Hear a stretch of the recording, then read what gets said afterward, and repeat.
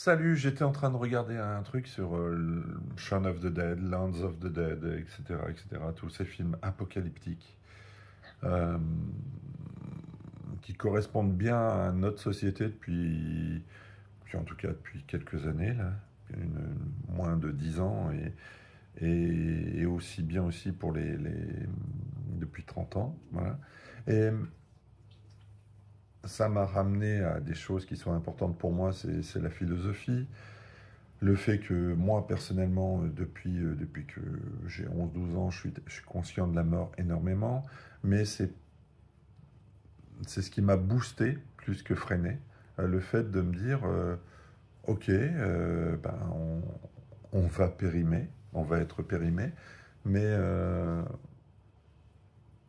forcément, et au vu de la magie de ce que nous sommes tous des magiciens, du fait simplement d'être qui l'on est, euh, avec notre complexité terrible, ça m'a toujours boosté parce que je me suis dit, bon, bah, si on a une durée très limitée, eh ben, c'est qu'on a quelque chose à faire ici.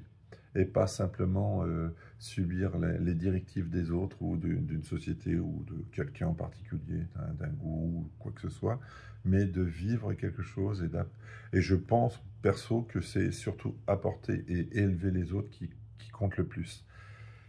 Mais c'est pas mon sujet, mais c'est étroitement lié parce que c'est très vaste là. Je vous balance ça vraiment en vrac, hein. Parce que c'est vrai que j'ai été choqué quand j'avais 25, 26, 27 ans par deux personnes un qui était vraiment mon premier ami d'enfance et un autre qui a été un ami de séjour parce que je faisais des séjours artistiques où on faisait des concerts, vidéo, danse, etc.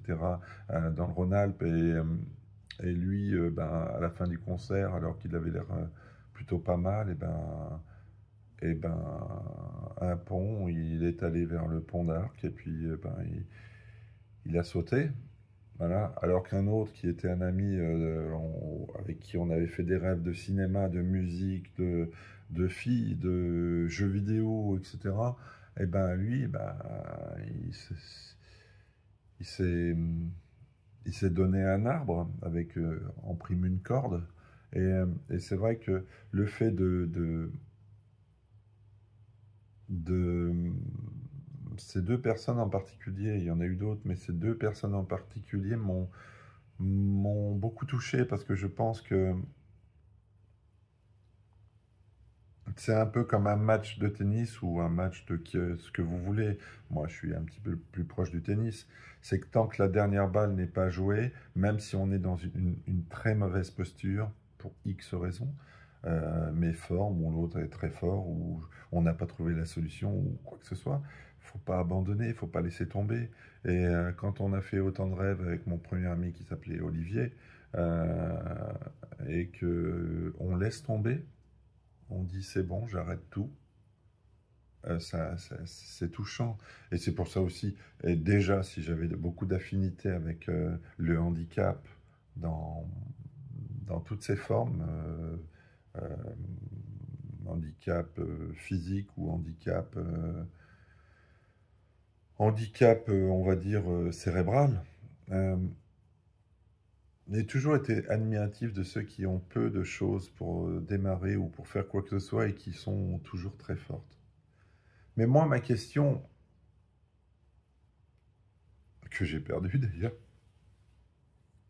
je l'ai perdue et c'est chiant parce que j'aimais bien cette question. C'était, en gros, oui, c'était même une réflexion plus qu'une question. Ça va me faire bizarre quand je serai plus là. Oui, ça va me faire bizarre quand je serai plus là parce que je suis relativement, même extrêmement romantique, même si j'en use pas à loisir depuis presque 2 ans. Mais volontairement. C'est-à-dire, je me mets en retrait, mais malgré tout, je rêve d'amour. Parce qu'il n'y a pas mieux que l'amour. Et c'est vrai que j'ai de l'amour de par mon fils, et j'ai de l'amour de par les gamins que j'entraîne au tennis, ou même plus, quand ils me donnent quand ils me témoignent, Quel film merde, incroyable, tais-toi en tout cas toi, le premier. tais-toi, euh, quand ils me témoignent de la reconnaissance ou du plaisir d'être en ma présence, à déconner autour d'un tennis ou d'un baby-foot ou je sais pas quoi, n'importe quoi. Mais c'est vrai que j'ai toujours été conscient depuis l'âge de 11-12 ans où j'ai fait connaissance avec l'infini et avec la notion de mort. Je me suis dit, et puis peu après en plus, et là, à foison et à foison et à foison, avec des choses venues d'ailleurs, des preuves que ça ne s'arrête jamais. Notre moi profond, que d'autres appelleraient l'âme, ne s'arrête jamais. Et j'aime cette vie, même si par des choix que je peux faire, je, je, je peux m'hypothéquer certaines choses, notamment sur le plan matériel, pour des choix, des croyances, des volontés, le fait d'avoir un certain problème avec l'aspect matériel, ce qu'on appelle l'argent. J'ai toujours eu et pourtant j'en manque, mais ça m'a j'ai toujours trouvé ça superflu. Mais même si d'autres vont être choqués si je dis ça, mais en plus, je suis très attaché à des lumières, les lumières d'automne, le sourire, le regard d'une femme qui nous plaît, ou même si on ne va pas plus loin, mais c'est juste ce beau regard, cette belle silhouette, cette féminité, cette douceur, tout ce que moi je n'ai pas, même si la douceur, si, je le suis, mais une douceur féminine, ou alors le geste parfait au tennis, ou une musique qui a une émotion, une profondeur totale, le cinéma, etc. Et le fait que je sois préparé depuis pratiquement toujours au fait que je vais être périmé avec cette enveloppe-là à terme, eh bien, malgré cette préparation, je, je me dis, ça va me faire bizarre. Ça va me faire bizarre parce que malgré toutes les difficultés qu'on puisse rencontrer, qu'on se donne ou qu'on prend, des fois je pense qu'il y a des gens qui n'ont aucune difficulté, qui se les causent par eux-mêmes, eh ben, ça va me manquer. Et quelque part, dans ma quête paranormale, de réponses comme ça, et des fantômes qu'on peut croiser, et je n'ai pas de définition encore de est-ce qu'ils font partie d'une mémoire magnétique, on va dire, et qu'ils sont là mais plus existants, ou est-ce qu'il y a une vraie interaction et qu'ils sont emprisonnés ici. En mettant ça de côté et en admettant que peut-être on peut rester prisonnier d'un endroit qu'on aime beaucoup, mais moi je n'aime pas tourner en rond non plus, même si je dois le faire quelque part, hein. Oui, ça va me manquer de plus avoir ma bière, de plus avoir le soleil, de plus avoir l'eau, de plus avoir la musique, de plus avoir les jeux vidéo, de plus avoir le cinéma, de plus pouvoir créer, de plus pouvoir interagir avec les gens, de plus pouvoir aimer, tout simplement. Parce que ça, c'est quand même le mouvement absolu. Aimer en amitié, aimer en amour filial ou même charnel, évidemment. De ne plus avoir ces aspects-là, même si je me suis laissé dire de par toutes ces expériences de MI qu'après on retourne quelque part, je vais l'exprimer comme ça, à la mère nourricière, c'est-à-dire vraiment à cet amour complet, et que là on vient affronter plein d'adversités, plein de paradoxes, plein plein de trucs, quoi, qui sont et divergents, et surtout à notre époque où tout est fait pour s'éloigner de l'amour et des références, des racines, de tout, de toutes les valeurs. Mais ça, je ne parlerai pas de politique, parce que la politique, ça a tellement peu d'intérêt dans l'absolu. La politique, c'est tellement limité que je n'en parlerai pas. Mais dans l'absolu, je pense que quand on... C'est pour ça que je dis souvent aux personnes qui se sous-estiment, j'en fais partie, hein, mais j'ai mes recettes, que si c'est une femme, allez, je vais dire par rapport à une femme, tu as tout pour toi, tu n'as plus qu'à te ressentir parfaitement, d'être dans parfaitement toi, et te reconnaître en tant que tel, et si tu veux être aimé, aime-toi déjà. Et puis si tu veux être belle, eh ben, fais-toi belle. Et ça ne veut pas dire simplement avec du maquillage et du costume, c'est fais-toi belle en t'intégrant complètement. Parce que quand tu auras 90 ans ou 99 et qu'au seuil de la mort, dans ton dernier souffle, tu te regarderas à ton âge, là, tu as 40, 50 ou 35 ou je sais pas, et que tu es en train de te plaindre d'être moche, d'être grosse, d'être je sais pas quoi, d'être... et ben là, tu te regarderas et tu te diras, putain, j'avais tout pour moi et j'ai rien fait. Et, et j'ai rien fait, j'ai pas profité, j'ai pas fait les petits efforts qui auraient pu être un peu plus dans mon sens, ou j'ai pas osé, j'ai pas fait.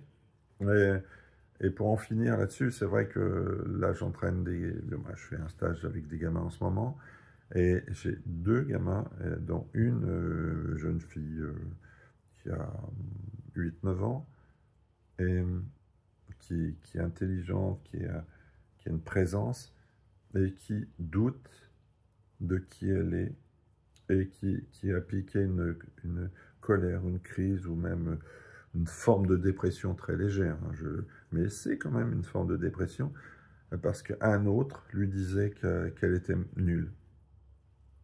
Et,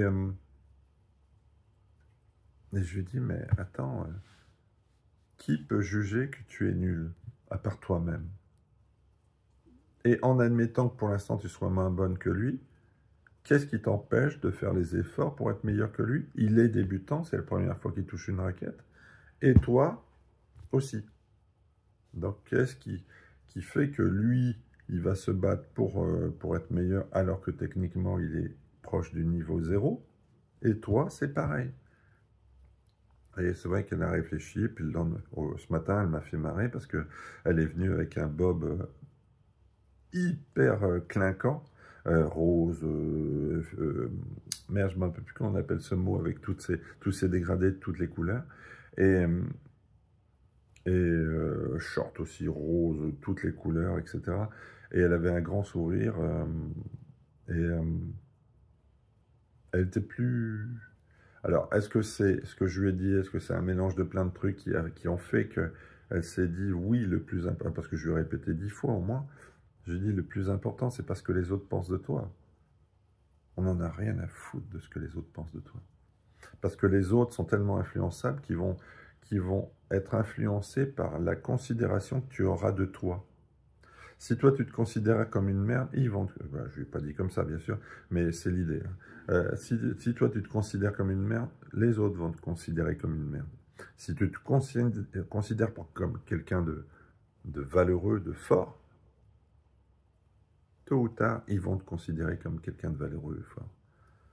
C'est une question d'énergie, c'est une question d'intégration de qui l'on est. C'est tellement con comme règle que c'est une évidence absolue. Il n'y a pas l'ombre d'un doute là-dessus. Pas l'ombre d'un doute là-dessus. Et c'est vrai que ça m'a fait plaisir, cette évolution.